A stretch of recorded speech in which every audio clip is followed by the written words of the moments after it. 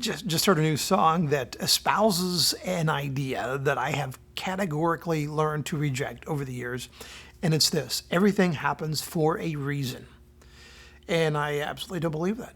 I do not.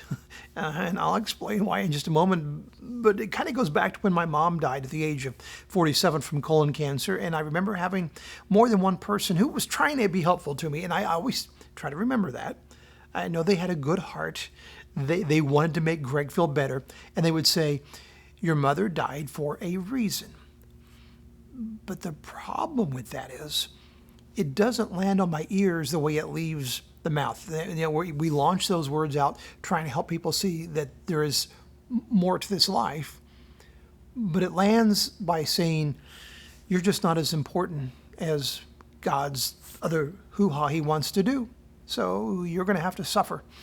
You're going to have to, God's reason is to persecute you. And, not a very pleasant thing to hear.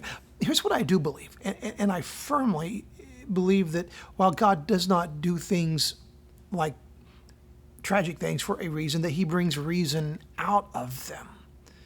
That the things that happen in this life, the things that were set in motion because God did set this world in motion, that he can bring reason out of them.